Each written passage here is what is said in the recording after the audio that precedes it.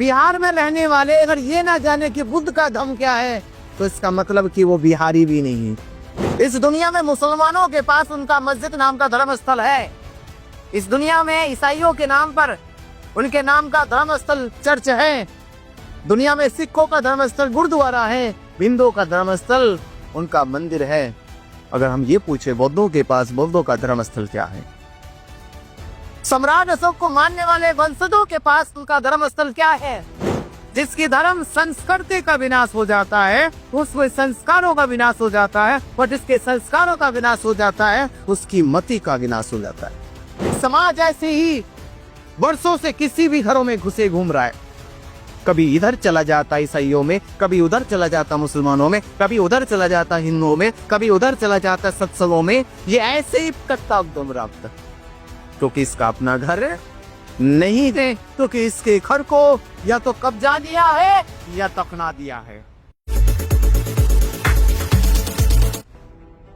मैं आ रहा था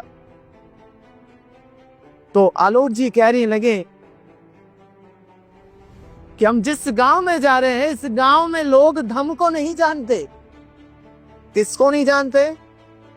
बुद्ध के धम्म को नहीं जानते, मतलब बिल्कुल अनजान। फिर मैंने कहा कि फिर वो उसका मतलब है कि घर से बाहर भी निकले होगे। उन्होंने किताबों में बिहार नहीं पढ़ा होगा। बिहार, बिहार में रहने वाले अगर ये ना जाने कि बुद्ध का धम्म क्या है तो इसका मतलब कि वो बिहारी भी नहीं है। इस दुनिया में पहली सबसे बड़ी जिम्मेदारी बिहार में रहने वालों की है कि बुद्ध का धम्म क्या है। क्योंकि बुद्ध को ज्ञान कहां प्राप्त हुआ? कहां प्राप्त हुआ? बोध गया बिहार में हुआ। बुद्ध ने अपने 6 साल का जीवन घर छोड़ने के बाद 6 साल का जीवन कहां बिताया? कहां बिताया? बिहार में। पूरा 6 साल बिताए और ज्ञान प्राप्त हुआ वो बोध गया बिहार में। बिहार आमतौर पे इसका अनुवाद करते बिहार माने ठहरना, निवास करना, आराम करना। विहार का अर्थ होता है विद्या आहार। विद्या आहार, विद्या अर्थ का अर्थ होता है विज्ञान से, ज्ञान से। यानी जब मनुष्य विद्या परिपूर्ण होकर विहार करता हो, विद्या परिपूर्ण होकर विहार करता हो, उस क्षेत्र को विहार कहते हैं। यानी इसका अर्थ यह है कि जहां मनुष्य विद्या से परिपूर्ण है, जहां मनुष्य अपने चित्त चेतना में विज्ञान को जगा चुका है, जिसकी कर्म शैली अब ज्ञान और विद्या बन चुकी है, उस क्रम क्षेत्र को जो विज्ञान से सर्जन हुआ है, जो विज्ञान से फलीभूत हुआ है, उस क्षेत्र को बिहार कहते हैं। इसका अर्थ यह है कि सिद्धार्थ को जो विद्या का उच्चतम ज्ञान प्राप्त हुआ है, जिस धरती पे हुआ है, वो धरती क्या है? वो बिहार हो रही। यानी उस धरती पे विज्ञान का जन्म हो गया, उस धरती पे ज्ञान का जन्म हो गया। और उस ज्ञान के जन्म धरती पर, उसी कर्म भूमि पर, उस ज्ञान स्थली पर हम ये आज कहते 25 साल पहले कि यहां धम्म कोई नहीं जानता। क्यों नहीं जानता? इसके 2 कारण। पहला कारण है डर। हम डरे हुए लोग हैं, भयभीत लोग हैं। किससे डर जाते हैं? पत्थरों की मूर्ति से डर जाते हैं, कागजों की तस्वीर से डर जाते हैं, धागे से डर जाते हैं, काले से, पीले से, नीले से, हरे से, दाल के कणों से डर जाते हैं, हल्दी से, चंदन से, धूप से, अगरबत्ती से, पान की पत्ती से डर जाते हैं। इतने डरे हुए लोग में एक मनुष्य, जिसको हम मनुष्य बना रहे, जिसको तथागत मनुष्य बना के जा रहे, वो मनुष्य डर जाता है बिल्ली के रास्ता काट देने से। बिल्ली रास्ता क्या काट गई कि रास्ता कटा नहीं है, कट के 2 भाग हुए नहीं है। बिल्ली ने रास्ता पार किया। हमने कहा बिल्ली ने रास्ता काट दिया। काटने का मतलब है कपड़ा काट के देखने, कटता है ना, कपड़ा कटेगा तो 2 भाग हो जाएंगे, एक भाग इधर जाएगा, दूसरा भाग इधर जाएगा। जब बिल्ली रास्ता काट जाएगी तो रास्ता कैसा हो जाएगा? तो बीच में थी तो बहुत गहरा गड्ढा हो जाएगा। फिर रास्ता काट दिया, रास्ता नहीं काटा, बिल्ली ने रास्ता पार कर दिया, क्योंकि तुम पार नहीं कर सकते। बिल्ली ने कभी ये सोचा भी नहीं होगा कि मेरे पार करने से ये रुक जाएगा, मेरे पार करने से अब दुनिया की यात्रा बंद हो जाएगी। उसने ऐसा नहीं सोचा, और ना ये सोचेगी कि तुम रास्ता पार कर गए, वो ये कहे कि देखो ये रास्ता पार कर गया, मैं बाद में करूंगी। तुमसे ज्यादा होशियार बिल्ली है। और तुम क्या कहोगे, रास्ता बिल्ली काट के चलेगा, मुझे नहीं कहना।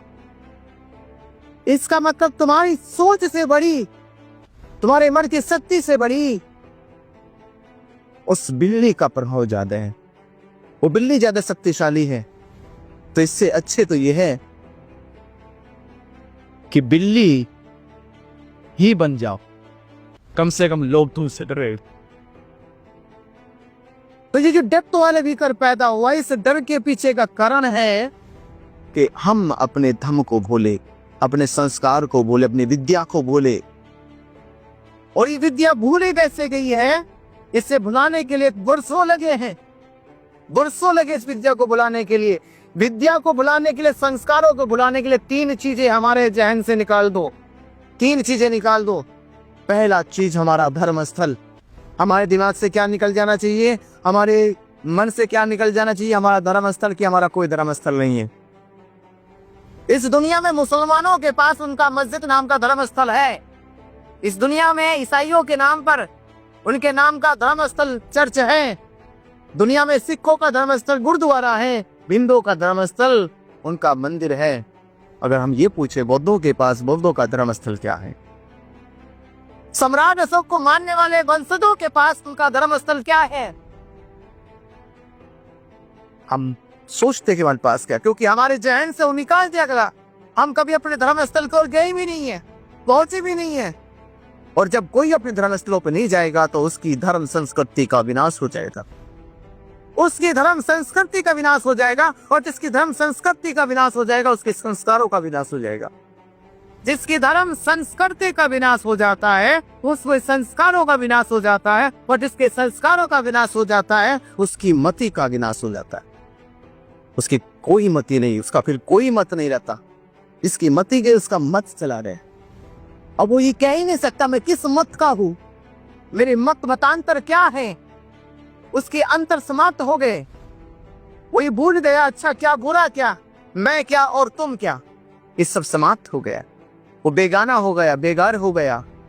वो ये कह ही नहीं सकता कि मेरा घर ये आपका घर, और वो बेघर किसी के भी घर में घुस जाए। ये समाज ऐसे ही वर्षों से किसी भी घरों में घुसे घूम रहा है। कभी इधर चला जाता ईसाइयों में, कभी उधर चला जाता मुसलमानों में, कभी उधर चला जाता हिंदुओं में, कभी उधर चला जाता सत्संगों में। ये ऐसे ही करता गुमराह, क्योंकि इसका अपना घर नहीं है, क्योंकि इसके घर को या तो कब्जा दिया है या दफना दिया है। क्या हुआ है, या तो इसके घर को कब्जा दिया है या इसके घर को दफना दिया है। ये आपको देखना है। अगर दफनाया गया तो उसको बाहर निकालो, और कब्जा लिया है तो कब्जा करने वालों को बाहर निकालो। अगर घर दफनाया गया है, धर्मस्थल दफनाया गया है, तो उसे बाहर लाओ। ये बहादुरी का प्रतीक होगा। अगर किसी ने कब्जाया है तो कब्जा करने वाले को वहां से बाहर निकालो। तो आज इतिहास से ही दोहराया जा रहा है कि आपके मन से आपकी संस्कृति, संस्कार और मति को कैसे बाहर निकाला है, क्योंकि आपके धर्म स्थलों को कब्जा कर दिया गया है। ये कब्जे की लड़ाई आप देख रहे हो कि बोध गया में चलता है। ये मालूम है आपको, कितनों को मालूम है, कितनों को मालूम है। ये हमारी जो माता बहनें बैठी, कितनों को मालूम है। आपको मालूम है कुछ, अब बोध गया में कोई लड़ाई चल रही है, मालूम है कुछ, किसी को मालूम है? अच्छा 2-4 बच्चों को मालूम है। ये बोध गया में एक लड़ाई चल रही। कौन सी लड़ाई चल रही है? कि हमारे धर्म स्थलों को क्या कर रखा है, कब्जा कर रखा है। तो जब हमारे धर्म स्थल कब्जा कर लिया तो कब्जा करने वालों ने क्या करा, वहां पे डुप्लीकेट काम शुरू कर दिया। डुप्लीकेट काम, जो ओरिजिनल काम को दिखाता वो नहीं किया, डुप्लीकेट काम शुरू कर दिया है पंडों ने, पुरोहितों ने। उन्होंने वहां पे शिवलिंग बना दिया, उन्होंने वहां पे अन्य देवी देवताओं की मूर्ति लगा दी, और पंडे वहां पर आके बैठकर मरे वो का श्राद्ध करने लगे। मरे हुए का बुद्ध ने जिंदों को निपट दिलाया है और पंडे मरने के बाद कह रहे कि मोक्ष दिलाएगी। बुद्ध कह रहे कि मैं तुम्हें मरने नहीं दूंगा, जीते जी तुम्हें संसार में निर्वाण दिला दूंगा, ज्ञान का मस्त रास्ता पकड़ा दूंगा। और पंडित कहे पहले मर जाओ, पहले खाक बन जाओ, जो तुम्हारी राख बन जाएगी और राख के लड्डू बनाऊंगा और लड्डू बना के कग्गे को खिलाऊंगा और कहूंगा वो तुम्हारे आत्माओं को मोक्ष प्राप्त हो जाए। तो जो तुम्हारे धर्म स्थलों को कब्जा रखा, उस कब्जा करने वालों को क्या करना है? उन कब्जा करने वालों को क्या करना है? तो सोचा कभी कब्जा करने वाले को क्या करना है? अगर आपके घर पे कोई कब्जा कर ले तो क्या करोगे? घर खाली करोगे या कब्जा करने वालों को घर से बाहर करोगे? दोनों में से बताओ क्या करो। अगर आपके घर पे किसी ने कब्जा कर लिया तो आप खुद घर खाली करके जाओगे या कब्जा करने वालों को घर से भगाओगे? क्या करेंगे यार? कोई है जवाब आपके पास? जवाब है आपके पास? आपके घर पे कब्जा कर ले कोई, घर खाली करके चले जाओगे? चले जाओगे? जाओगे तो जाओ, खाली करो। और थोड़ी सी खुददारी, थोड़ा सा जमीन, थोड़ा सा स्वाभिमान, थोड़ा सी बहादुरी है तो कब्जा करने वालों को घर से बाहर करता। तो ये बारी जो है, जो हम लोग वर्षों से एक कानून बनाकर एक हमारे धर्म स्थल को 75 साल पहले जो कब्जा कर लिया गया, उस कब्जा करे धर्म स्थल को मुक्त कराने की लड़ाई चल रही है। और ये लड़ाई आप लोगों के बिना सहयोग की अधूरी है। इसलिए मेरा निवेदन है, अगर आप चाहते हो कि आप भी एक मत वाले बनो, एक संस्कार संस्कृति वाले बनो, तो अपने धर्म स्थलों को बचा लो।